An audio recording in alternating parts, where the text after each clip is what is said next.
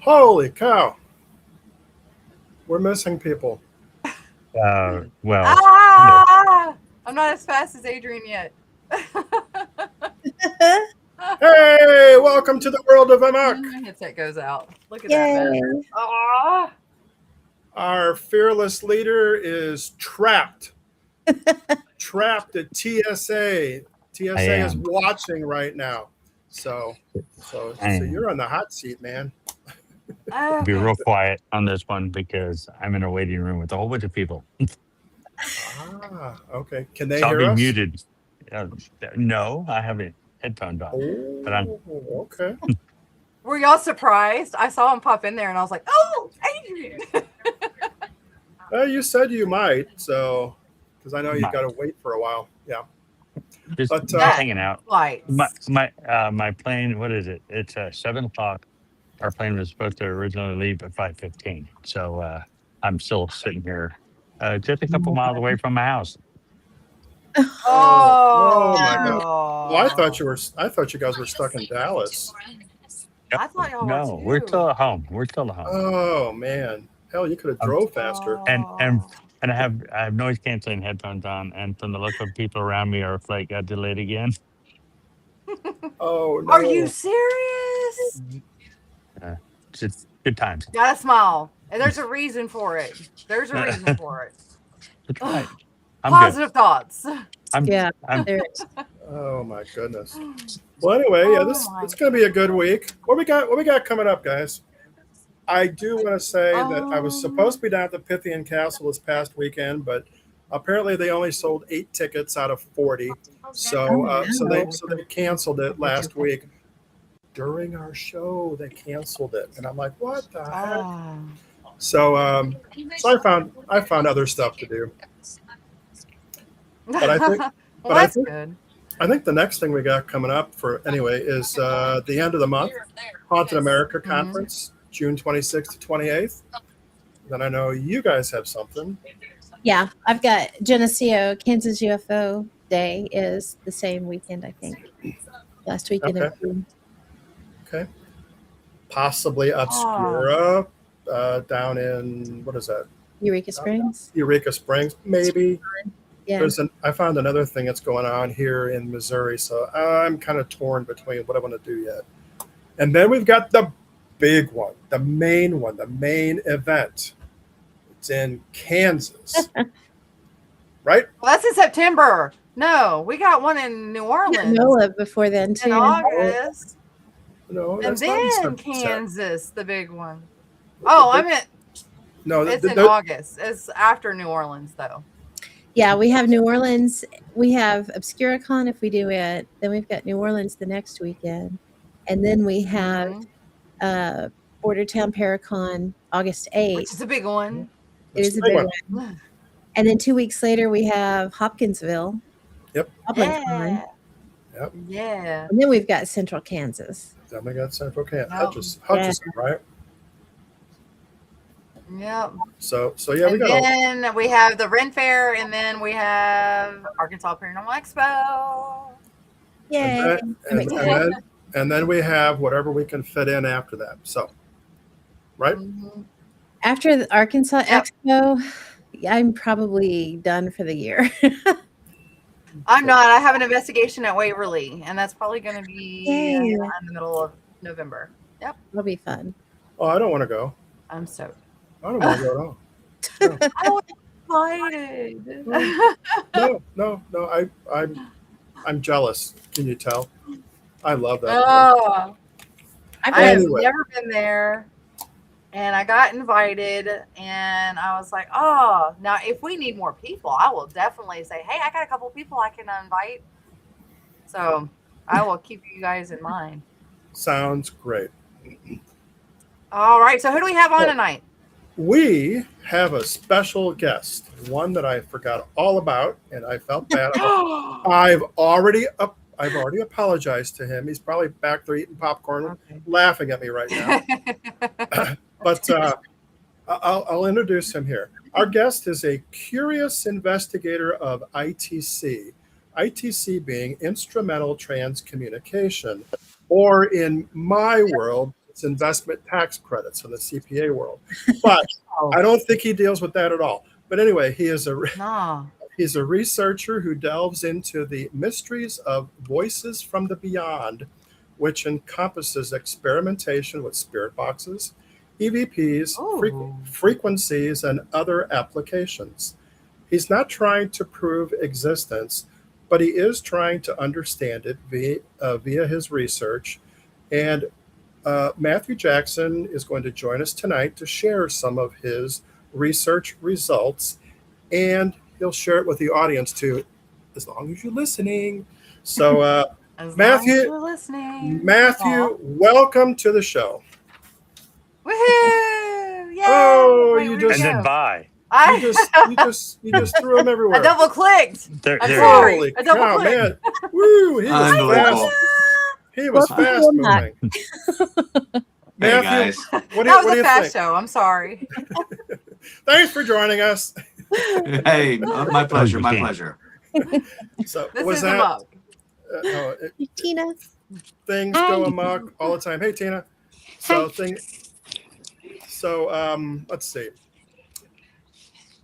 Matthew, I think that well, we've already confirmed this, but I think we met a couple of years ago. We Yes. confirmed that at Haunted America conference, and Correct.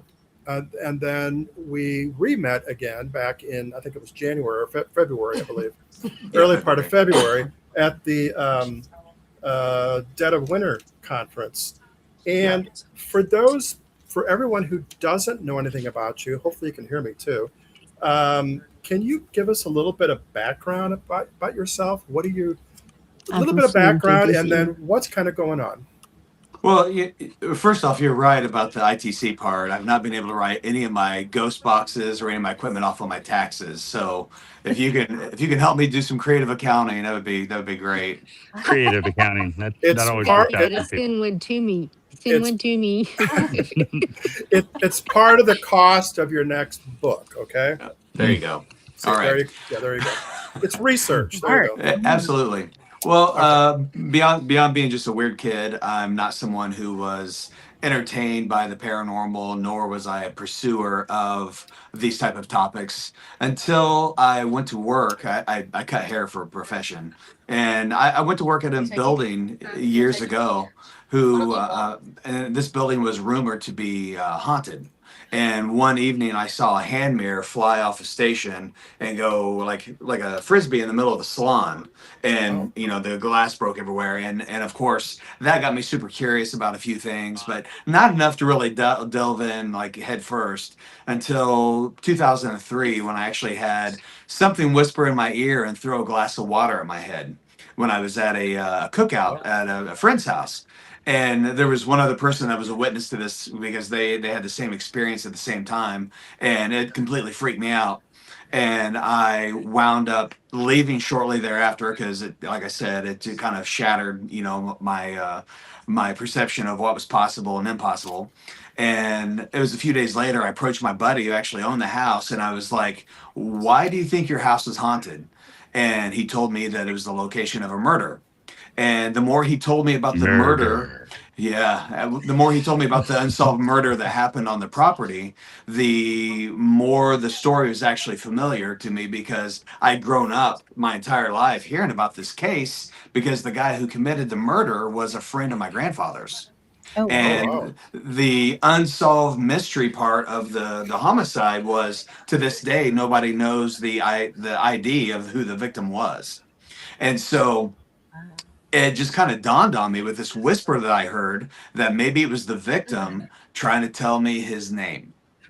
And that led me into starting to read about, ghost and the theory behind ghost and disembodied voices, which led me to EVP. And once I found out that there was a method of trying to capture and record these voices, it made me really curious. Like, if I ever had the opportunity again for something like that to present itself, and if I would have been prepared, maybe I would have recorded that voice, and maybe it was the victim trying to tell me his name. And that pretty well upended my entire life, and I've been pursuing EVP, ITC work ever since. So fast forward now, I probably own one of the world's largest collections of like boutique, spirit box type devices. I also work with a friend of mine who's an audio scientist, and we're doing all kinds of very cool experiments, like what you saw when you first met me at Haunted America with PRISM. Still working with that, and then we're also working with a device now. It's called the Whisper Box, and it is Oh. proving decades of ITC theory that up until this point we had no way of really validating. And with the help of him and his knowledge, we're actually validating a lot of this work. So it's been really exciting. It's led me all over the world, literally at this point, and I just have an incredible network of friends, and I get really cool opportunities. So much like this one, here I am. So And yeah, thank you for joining us too. Now, on yeah. the, did you On demo ours. did you demo the Whisper Box? At I was that what in you demoed February. In in February? February, Okay, yeah, I did. but the Prism is that the one where you're using light? Yes, Okay, yes, maybe you can yeah. explain that with Prism, how that came about, or how. What's your perspective on it? I mean, you've been working with it for a couple of years, I know, at least. Yeah, yeah. Well, the basic idea behind it is we're taking, the colors of sound, which are all based off light principles. So you have pink sound, blue sound, brown sound, and those are all measurable frequencies. So basically, we're emulating those frequencies and filtering them through a process that is not generative, but it's actually deconstructive. It's looking for things that target things that would be problematic for human speech. And so what's significant about it, it's a totally closed system. There's no software in it that is actually made for ghost hunting or anything spooky. There's no word banks, there's no internet connection, there's nothing like that. So it's basically taking these frequencies and filtering them, and it really should reveal nothing. But there is communication that we're finding through this process. So it's pretty revolutionary. And it also just kind of proves that, a lot of our theories of this communication isn't so reliant on like the device or radio waves or sound banks or anything like that. It's actually within the EMF. So that's essentially what we're creating, like a palette of resonances through EMF, and we're uncovering the voices are there. So it's one of those things. When I first started working with my buddy Josh, I had a whole checklist of how the skeptics and the cynics go through and are dismissive of any type of electronic voice phenomena. And we went through and addressed those one by one to kind of remove them. And what revealed itself was this idea that he had for years, but the technology wasn't there, being like a sound engineer, until it was. And so he kind of gave me the PRISM program to pilot, and I've been showcasing it now for a couple of years, and that's what I took to Europe with me. I've got to do a lot of really interesting experiments in wild locations with this system. So it's been great. Very cool. So when you said it's we talked about that, as far as you said, Ken, it's not really coming in from the fuzz. It's not coming in from radio waves. It's the Mhm. EMF. So Yeah. EMF also then equates to vibrational levels. Is that Yep. an Oh, equivalent? for sure. Yeah. Yeah. Okay. I mean, So a lot of early spirit communication. If you go tribal, if you go back in ancient times, a lot of times, where did people hear spirit voices? It was in the drums. yeah. Hmm. And so that's kind of the history, the basis of ITC. But sound is vibration. What's that? I don't know if you can hear me. I'm speaking Yeah. for the.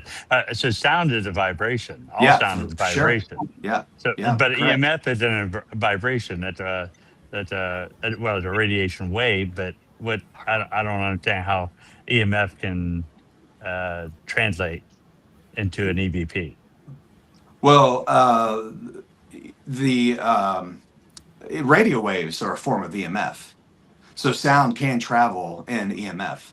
So yeah, and our bodies emit EMF. Our brain waves. They've proven that our brain waves even emit an EMF field beyond our own skulls. So yeah, that's just where we have found that's where the basis of the communication truly lies is in the electromagnetic field. But I could shout at a K2 meter and no EMF detector shows it. So I don't know. What's I said, well, I'm sorry. I don't want to shout in here. I said, Ah, EMF detectors don't respond to us. So I'm trying to figure out what kind of level of EMF you're using or they respond registering. to CBs. They respond to shaking them. They respond to vibration. Uh, K2 meters are pretty easy to trip. You know.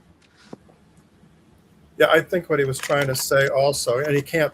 He's at the airport right now, so kind of hard for him to throw it out there. But on the EMF, like a K2 meter or just an EMF detector itself, he said voices are, yes, we generate vibrational levels with our voice.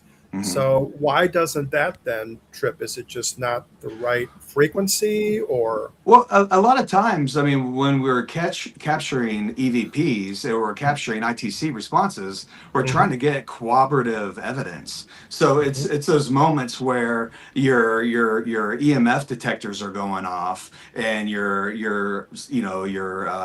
tripwires are going off, and you're also getting responses through your ITC devices. There's something happening in that moment that maybe you can't completely quantify with like science, but you document that experience. And all those things that happen all at the same time just build the case of you documented a moment that you may not be able to explain fully, but you have captured the moment. So it's all those things that we look for that seem to like happen a lot of times all at the same time. So even when I'm doing like my ITC, like from my workstation here at home, I still put out meters, and there's still times where, the meters will go off before I'll get a response through my ITC. So, I mean, I can't say, I'm not the scientist to say exactly how it all works, but it does seem to have like this cooperative, thing that happens between a lot of those devices. It does seem to cross over. And maybe somebody at some point could, there are certain frequencies that seem to be more conducive for speech. And maybe someday somebody could invent a EMF detector with a speaker in it that can process those particular frequencies, and maybe you get like all-in-one device. Yeah, there you go. mhm. You kind of have that. Now, you Go ahead. now for the Obscura Vox, it has a beautiful tagline. What is the frequency of your intentions? Uh-huh. So that phrase suggests something profound about the connection between consciousness and communication. What does that question mean to you personally? Well, I find that when we're dealing with the unseen and we're dealing with what I like to call the others, I mean, to me, Mhm. with my experiences and the different methodologies that I've been using over the past few years, there seems to be Mhm. like a dance with Yeah. the unseen, and it's very much like an exchange. And a lot of Mhm. times, what you put out intention wise and how you visualize your intention going is kind of, it mirrors that back. It's very reciprocal. So if Mhm. you're in a space that you've been fed a bunch of like haunted dark lore, and you go in this place you've been told is full of demons, 9 times out of 10 when you go in with that mindset, that's what you're going to get back. And I've documented that personally a million times before I kind of gained a new understanding of how this whole interaction can work. And so when I talk about the frequency of your intention, I always talk about how people should take the time to ground before they go into an ITC session, how they should visualize, and a lot of times when you visualize, it helps manifest the type of dialogue that you have and with the others. So that's something I try to stress as far as like people being like protected and just having a good mindset when they go into those situations, because this whole thing has slowly started to unravel my belief in what we always connect with being a classical ghost type situation or a haunting type situation. I'm very much a proponent of it's more like trans-dimensional dialogue, and I think there are bits of discarnate human souls scattered in there, but I think there's a lot of other entities and a lot of other there's a vast complexity to all this. And so if you're wanting to dial in and you have like something specific that you're trying to work on, dialing yourself in and being prepared for that and trying to manifest and visualize that is probably the best way you can prepare for a successful session. So I just try to reiterate those thoughts and ideas to like my readers and people who come across my work with ITC. It's the Yeah. epitome of the So trickster. you, I love it. You know, What's that? it's the epitome of the trickster. It's coming through. Yeah. It's mirroring back what you put out. Oh, I write about the trickster spirit a lot with my my posts, because I think the majority of the time that's a lot of what we wind up just encountering. Because it's so funny, because when you look like historically speaking and through ritual and customs and all these ways of approaching spirit, that are hundreds, maybe even thousands of years old throughout the origins of humanity, we've always had like these rituals and approaches to addressing spirit. Except in this day and age, we just flip on a switch, we set down a stupid EMF detector, and we flip on a ghost box, and we think we're impervious to the protocols. And we're not at all. We're not at all. As a matter of fact, we've just made ourselves more susceptible to the trickster energies that are out there, because we disregard all that because Zach Bagans did. So we don't have to. And so it's that type of thing that I try to encourage, just to kind of get people to, if nothing else, with their own approach, have a more a leveled up, more respectful approach to the unseen. And hopefully with my harping and encouragement, hopefully it helps people have better sessions, better quality of sessions. I think it's interesting that you talked about, your ideas about what a ghost is are changing. And I think that tide's kind of turning slowly, but surely into something else. And I would agree with that. My team, we've been talking about that for quite a while now. So it's great to see other people are embracing that too. It always fascinated me whenever I would go to a place that had all this ghost lore associated with it. And I would go in with, to investigate, and I would document all of these things that would substantiate the ghost lore, the ghost story. And then later, upon historical research, you find out it was all a bunch of BS. And it's just like, no, well, wait a second. And, which did not take away the significance of what I captured, but it painted this broader landscape of, we have no freaking clue what's going on here. And so it's moments like that that started to crack my skull open just a little bit more to like the potentials of what we're really, engaging with. And so it was those learning experiences that kind of brought me to this point now. Very cool. You were just talking about intentions too. And the way I look at intentions is moods generate vibrational levels. If you're in a bad mood, vibrational levels go low. If you're in a really good mood and you're excited about something, your vibrational levels go up. Now, if that's why they call it uplifting. There you go. So if you're just thinking without even saying a word, I'm guessing that your intentions could change the vibrational level of, or the atmosphere, I guess, where you're at. And which you talked about mirroring effect, that would affect that as well. And then your own vibrational levels could be picked up, I'm guessing, with your devices. Oh, for sure.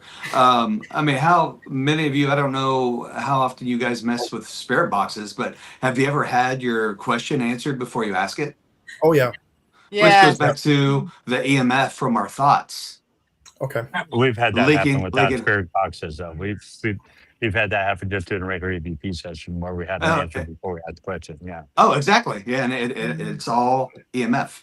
I mean, that's where that comes from. You know, when we're tapping into something beyond ourselves, and so that is, yeah, for sure. I mean, and that's why I've done so many, like what I've tried to like call controlled sessions, which are like, as controlled as you can actually get them, where I've tried to take my own thoughts or answers like out of my head, like random card pulls or tarot card pulls, right? I don't know the answer. So my brain isn't fixated on what the answer is, or the expectation isn't there, because it all is tied to, us. And so when you try to take you out, I mean, have you ever tried working a Ouija board blindfolded? I mean, to my knowledge, it just doesn't work. And same with ITC. It's amazing how when you don't have the answer in your head and you're not looking for it, how sometimes it just doesn't happen. So Yeah. I agree. It says law of attraction. We align with what we match vibrationally. It definitely affects paranormal encounters too. Totally yeah, agree. Totally agree. yeah, That's for been sure. it's been my experience, and I've been working with ITC for about 10 years. Hmm. So I love it. I absolutely love it. But I'm also wondering at the same time, could the devices actually be picking up our thoughts, because we are part spirit as well? Hmm. What am I So saying? could Mm. it be picking up some of you know, our thoughts, or without even saying anything, would it come through the machine potentially? Yeah.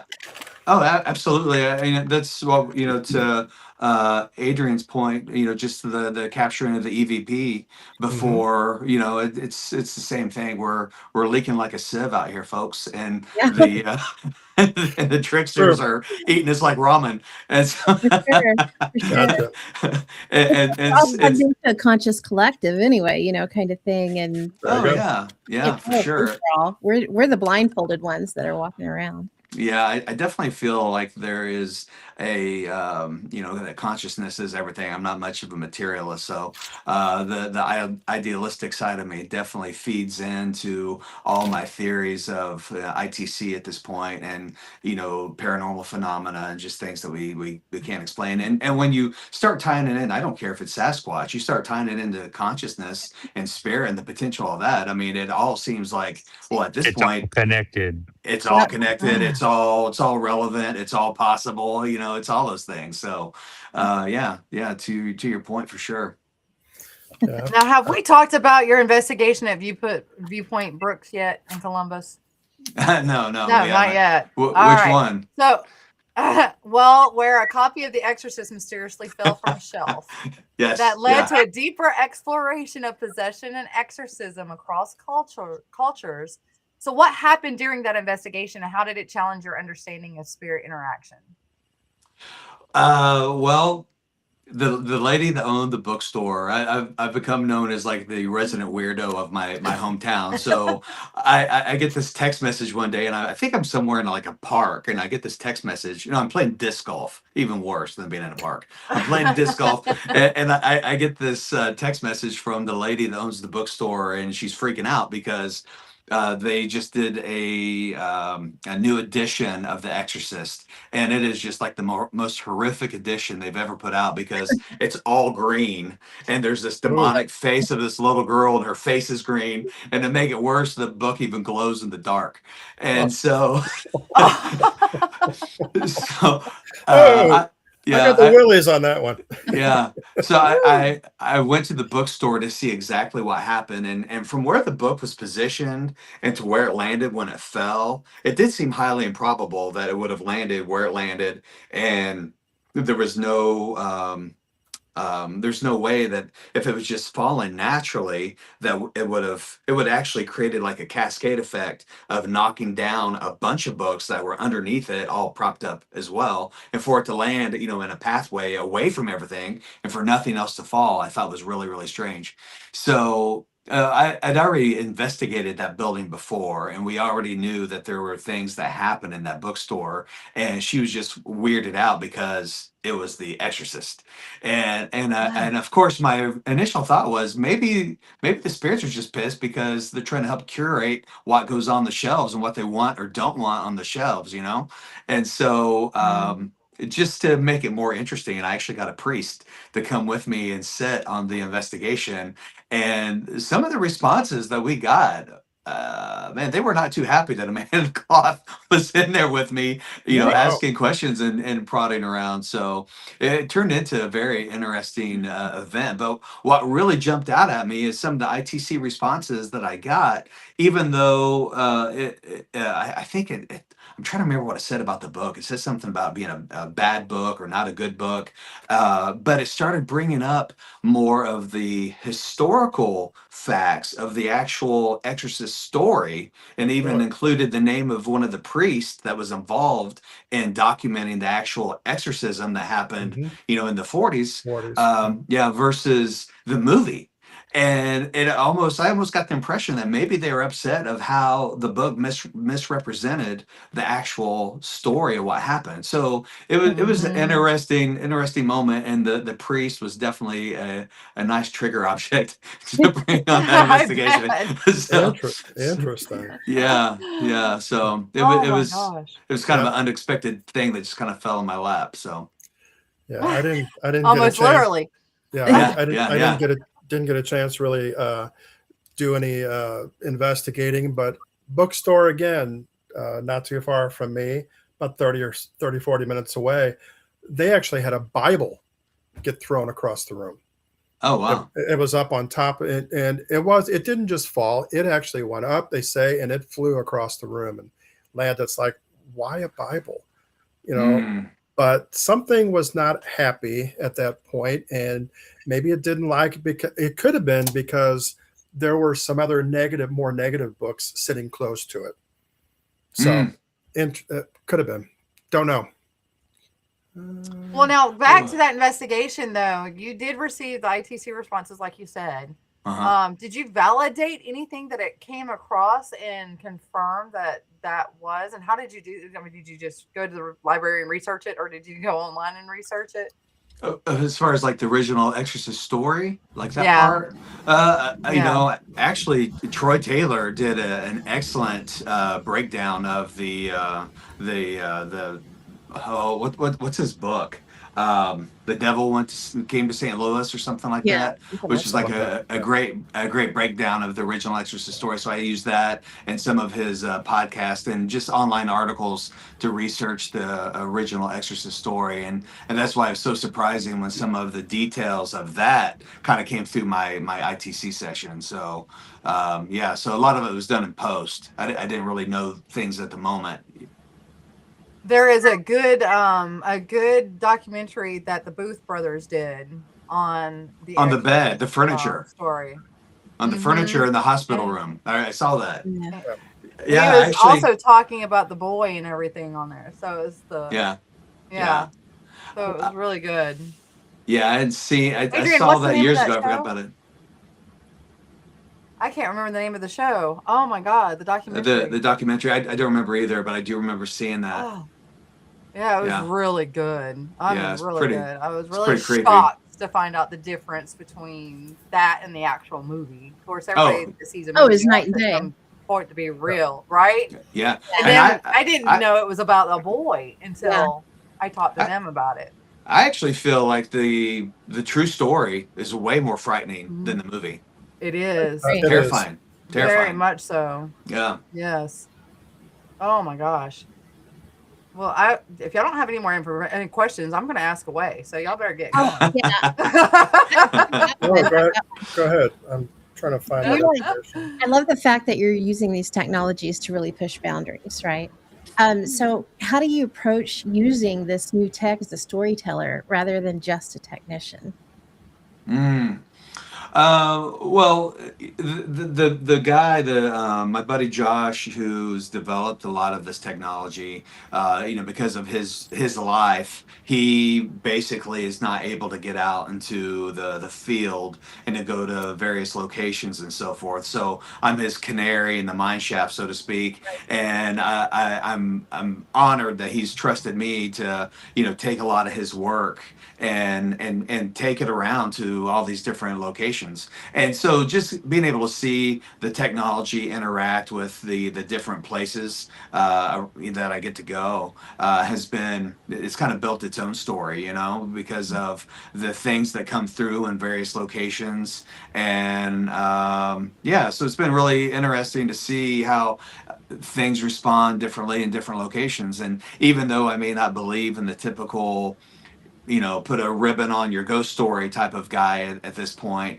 I still feel that special locations give special answers. You get special results in certain places. So there does seem to be, different areas where the veil, for lack of a better term, seems thinner, and things are more interactive or more inclined to talk to you. And I think a lot of that's based on just a lot of human intention focusing on those specific locations. So it's been quite educational for me just to be able to go and even before I had like all this, when I was just using regular spirit boxes and so forth, the history and the way that kind of gets interwoven into the sessions is always a pretty special deal. When anytime you get any type of validation for Yeah. anything that you're doing, and you can at least prove that you're not completely insane, it's always a win. So so I do appreciate that very much.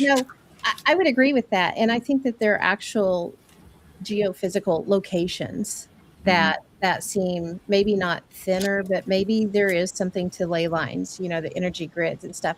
And maybe, that's kind of where we're at on that right now. And there's a place really close to where I live. I'm in Southeast Kansas, and it's all kinds of crazy.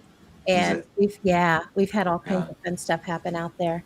Have So really Adrian just left. I'm sorry to interrupt real quick. Adrian just left. They canceled his flight, and he's going to have to figure some things out. And Matthew, he said he's got a lot of questions for you. Poor guy. That sucks, man. There's nothing worse than a situation like that. I want to say the documentary that I got to be a part of in Europe, which isn't out yet, but a lot of the theories behind what we were doing there was testing a lot of ley lines. So cool. yeah. So you have to see what happened. I can't wait to see what happens. I can't wait to see the documentary myself. So that's so cool. Yeah, we're right in the middle of just an ongoing thing, and there's times we have to pull back because of that trickster. For things, it gets a little too real sometimes, and we pull back for months at a time on it. So, but it's interesting because pull back from investigating, or just like at that location. Pull back from investigating that particular location. Okay. Yeah. And the cool part about it is why we know it's the trickster thing is because the second you pick it back up, it's right back there with you. Yeah. It's just right there, ready to rock and roll again. So it's fascinating how that works. Have you ever tried, when you've been somewhere and you've came across someone who identifies himself as somebody or a specific entity, have you ever been at another location and that either comes through, or you ask for them and they're online and you can talk to them again? Yeah. It's really wild how we start to build this contact field from it's like everywhere we're going, we're leaving like a web, and it all gets interconnected at some point. And so it's really wild, and which just kind of goes into the whole like consciousness being everything, and how we seem to be weaving our own mess a lot of times through the work that we attempt to do, and try to make sense of. Yeah, absolutely. I know Ken has something that comes through constantly. Pretty much anywhere he's at, he'll pick that person, that entity, whatever it is. He'll pick it up through his spirit box too. I had someone identifying themselves as an actual murder victim of a famous like ghost story here in Indiana. Followed me around for 3 years. No matter what state I would go to, no matter what device I was using, they would consistently come through.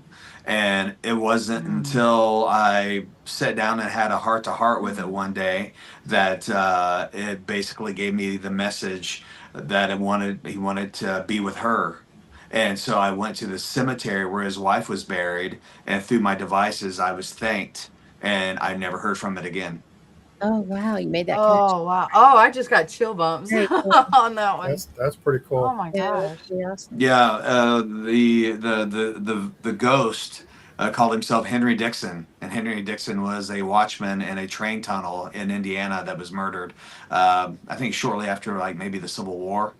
And yeah, Oh. and I went there one time and got an EVP with the name Henry Dixon on it. And next thing you know, no matter where I was, I would get, and the voice would even sound similar whenever I would get these responses.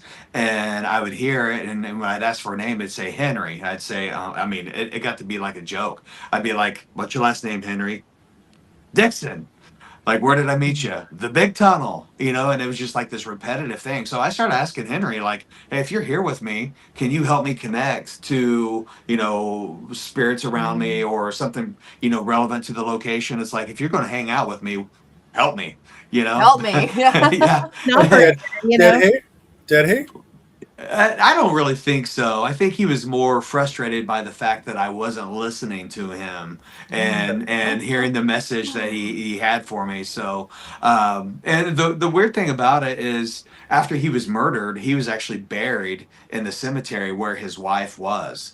And it's like, of course, he died decades earlier, and it's like, Oh.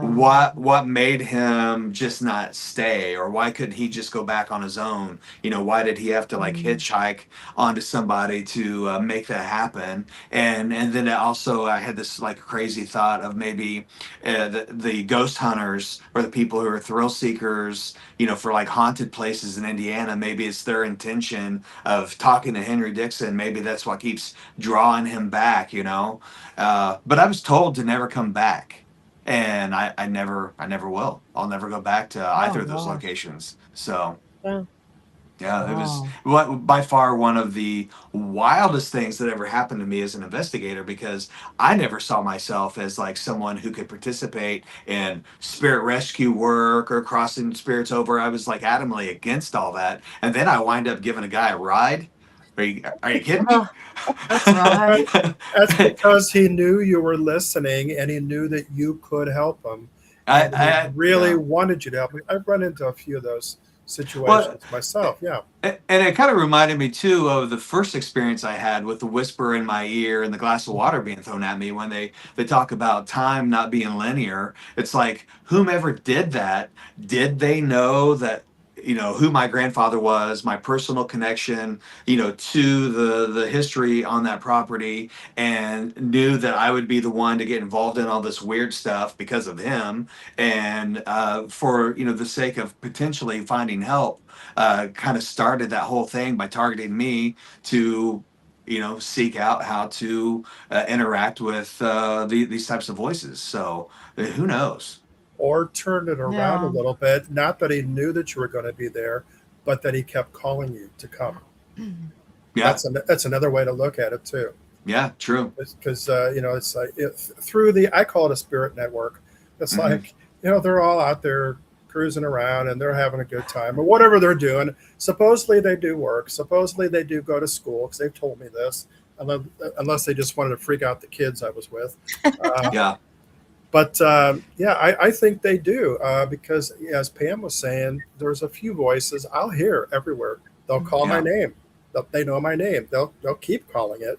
Um, one of them is my son. He does pop in a lot, Wow. and he's kind of always with me. And a psychic told me, he said, "Ken, he's out there and he's helping you from the other side." I'm like, that's really heartwarming, and knowing that, hey, I've got an ally that's kind of Mhm. helping in what I do. I call myself a parahistorian.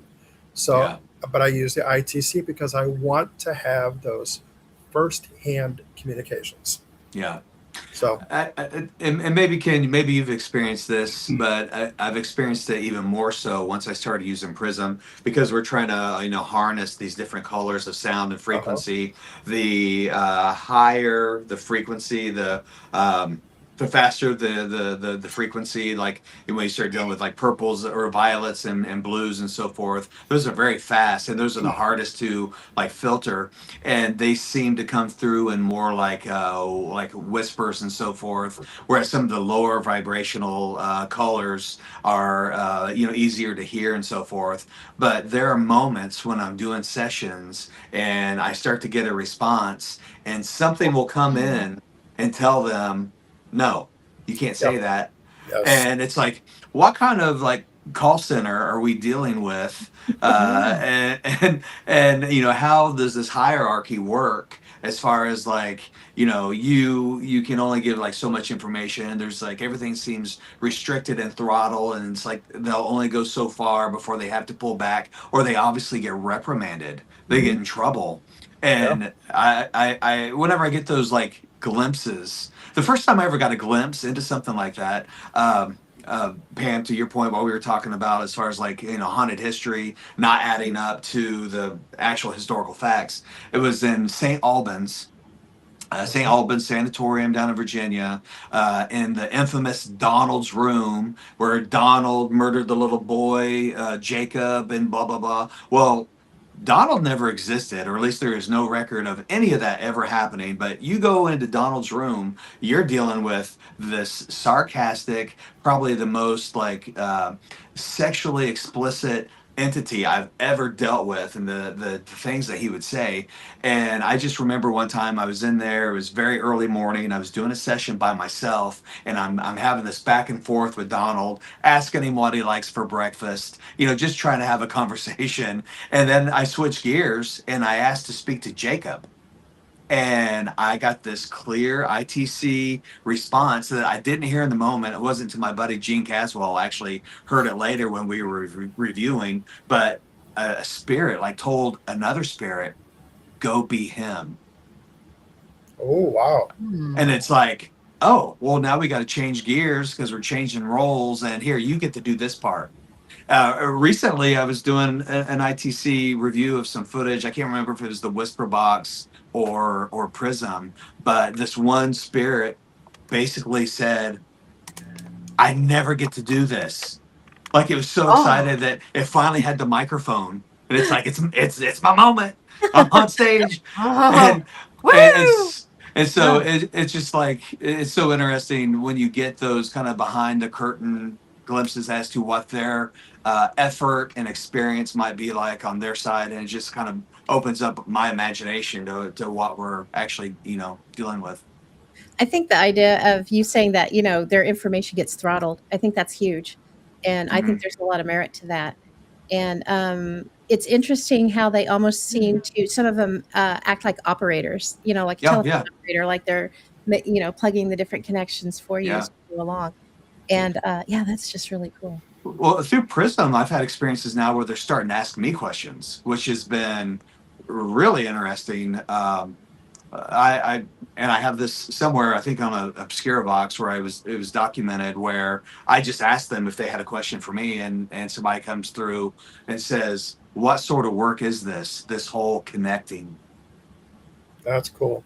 And it's just like, well, Oh. what are you doing? Do you get paid? Or what?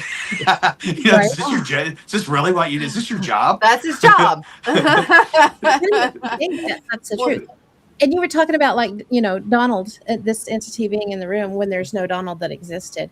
It's yeah. kind of like all the people that go there, the story gets made, and they create a tulpa in that room, Mhm. that is what ends up being able to communicate back and forth. And that's just wild. Yeah, so they Well, created Donald. Yeah. Yeah. it's there's just a lot of theater going on. Hmm. Yeah, I think with a Well, lot you of these haunted locations. yeah, and you talk about the spirits and everything, how they collaborate and everything, but you yourself also emphasize the collaboration and encourage others to think critically and explore fearlessly. Mhm. Now, whenever you talk about the paranormal community and collaboration, what kind of things are you looking forward to seeing in the paranormal world? I think a lot of people, we're throwing spaghetti at the wall a lot of times when it comes to trying to engage with the phenomena, and a lot of people fly under assumptions of knowing. And just because they've had experiences, I mean, what do you truly know? So I think I think a lot of humility and being humble can help a lot with the community, and just kind of be open to sharing ideas, and just like we're having here, like, open, dialogue, and kicking around different theories, and versus somebody like knowing something and being like a resident expert. And I think that would also disarm a lot of the skeptics out there. I think it's important to be skeptical, but not a skeptic. And so I try to look and listen, and I'm open to everybody's experiences, because I only know what I feel from what I've experienced, but at the same time I know that I don't know. And Yeah. I think that's a better place to stand, and just try to try to make the mystical measurable. Use as much science as you can, but at the same time, we still don't truly know how everything works at the end of the day. We have our hopes and our dreams that we're trying to hang Yeah. on to here. Mhm. And hopefully it all makes sense to us at some point before we die, but we'll find out later. Yeah. True. Promise. Well, looking back on your journey, speaking of that, looking back on your journey from that That first got dark. encounter, That got dark.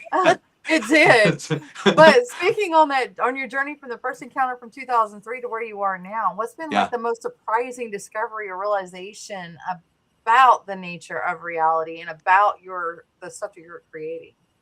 I think it's just how a consciousness is really what everything is made of. I think without consciousness, none of this works, And so I think I went into this, after reading books and interviews, and of course, watching a few TV shows. I went into this an expert, and I'm coming out the other side knowing jack. And so I think that's been the biggest surprise of how much it's humbled me at the end of the day.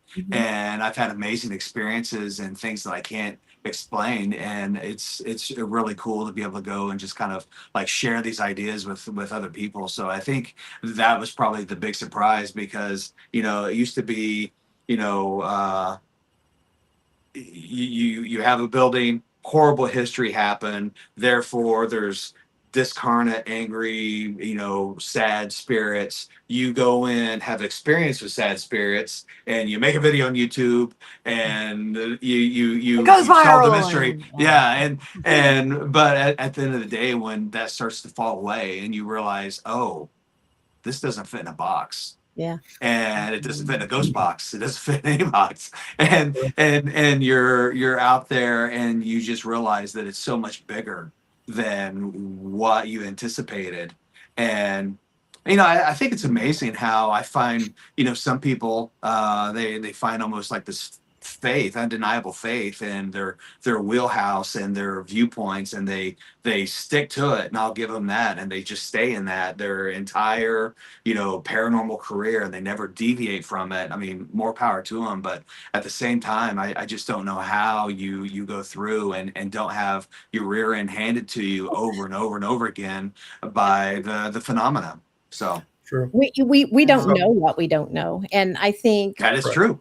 we find, like you said, we go in thinking we're an expert, and then we realize, no, we have no clue. Right. No, Yeah. nobody. And I think our motivations for this exploration, I mean, this became very much like a spiritual growth process for me at the end of the day, versus trying to get like para-famous or anything like that. So, once you kind of like, give up on the idea of like, oh, you're going to have all this success and clout and all these people smashing and liking your YouTube channel, and you're actually dedicated to actually just doing the work and sharing the results and meeting really cool people. It's much more satisfaction when you have that camaraderie with the living, versus thinking that you're some, megalomaniac, prancing around, trying to tell everybody you're special. So. Yep. Yeah. Oh, You know, we So- started True. Border Town Very true. Marathon in Caney, and it's free to the public. But what it is we just wanted to bring all the camps together for people to network and get to know each other and learn off of each other. What's it And called? it's Border Town Paracon. Oh, It's in- okay, cool. Yeah, we do it once a year. Bring everybody in and just chit chat, have a great time. You know, we have panels and stuff. Mhm. We let the public come in and basically just listen for free. And it's never going to get big. We don't want it to get big. It's about the size we want it to be because it's just a great day. You just get That's to hang fun. out with. It's you like know. spending a family reunion. Yeah. Is it a But- pitch in? Is it a pitch in? Can I bring a bucket of chicken and show up? You know what? Yes, you Yeah. Sure, sure. Perfect, perfect. You do that. But Pam, it's more than just listening because it's their opportunity for the public to just pick your Yes, brain, questions. That's true. ask Mhm. questions and listen and formulate new ideas and new possible ways of doing things. But Yeah. on that note, how often has your perspective on things changed?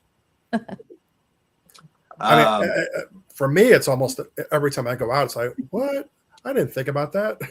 Oh, for sure, for sure. I mean, just like your little anecdote about me being called back, by the that original experience I had. I mean, that's just like that's a different twist and thing and now I'm going to be up all night thinking about that. So Oh, thank great. you.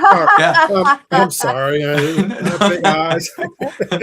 So I'm very malleable. I mean, I definitely have my feelings concerning certain things, but I change and grow all the time. I'm always reading something that makes me want to, see if there's some way of implementing it into ITC just to see what might happen. And I'm really fascinated with ancient customs and rituals and so forth, and just see how that might be applicable to modern day approaches. So I'm constantly looking at, whether it be like religion, magics, or whatever is out there just to see, because all these things are pretty related. I mean, even with like religion, I mean, for some reason, back to this communication residing in EMF and our hearts and our minds emitting EMF. I mean, for some reason, most people inherently believe they can close their eyes and fold their hands and send a message to somebody up in the sky, and they're going to be heard and possibly even answered through prayer, or meditation is listening, and the oming and the sound of the universe. And so no matter what what lens you view your approach to spirit through, there is this intertwined and connectivity to all of it. And I don't feel that it should be separate from what we're doing now just because we have a Frank's box or we have whatever. So it all seems intrinsically connected. So I'm always looking for something new like that. There's many paths to the same thing. I For sure. Exactly. firmly believe that. So yeah. Yeah. Have you ever contacted anything that you thought was really not a spirit? For sure. Yeah. Okay. Yeah. I have. As a matter of fact, there have been times I've wondered, like, was that a Bigfoot? Anybody else? or like an alien type of presence, or like higher. I think like higher beings. I think there have been moments where things have come through that's just like, okay, that's not anything I've experienced before, and that actually will be shown in the whole Europe documentary I was a part of. There were some things that happened that just was not like anything I've experienced before in all my sessions. So Okay. So you say you got Wow. a documentary. When is that coming out, or is it out? it's still in production, so I don't Hold have on. any details. I'll let you guys know as soon as I know. So Yeah, as soon as you know, that would be great to have you come Yes. on and talk about it. That would Yeah. be a lot of- Exactly. We're Yeah. hitting the end of our Well, hour, and I hate it. Yes. I know. And we are definitely going to have you come back because there's so Yes. many more hey, things anytime. we have. It was great talking to you guys. So, and I I do hopefully want you to plug yourself though. Yes. Um, anybody who's interested, obscuravox.com is my main website now, and also have paraholics.com, which was more of my like ghost centric platform. But most of what I do now is under Obscura Vox. So and you can find on my social media outlets on that as well. Very Okay. cool. You got anything Alright. coming up And soon? yeah, Besides- I'm gonna be at the Haunted America conference in Okay. Alton at the end of the month. So Okay. if you come, please stop by my table and say hello and sign up for my workshop if it's not sold out. And I'll be showing some of the cool things that I've been working with. So I'd love to meet everybody. So Awesome. Looking Well, forward to don't go seeing you in anywhere. about 3 weeks. Yeah. huh? Don't go anywhere. I'm gonna put you in the back room, Okay. and we'll talk a little bit after the show. So don't Okay. go Sounds good. anywhere, okay? All right. Thank you so All right. much, guys. All right. Yeah, we Thank appreciate you. No problem. you on. Enjoy the popcorn. All right, guys. What do we have coming up next week? Excellent conversation. We have It was. somebody. We have Jason Montenegro, I believe. Unfortunately, I did not get in there. Jason Lee Montenegro. Yes, that's who Yes. we got coming up next week. Yeah, coming up So next week. y'all tune in next week. Y'all pray for Adrian. Bless his heart. He is. Awesome. Oh, I would be so livid No, right now. no, I no, really no. would. No, pray for Tina Moore. Yes. All right, guys. Until next week, stay amok. Yeah. That's right. Bye, everybody. Bye, guys. Stay amok.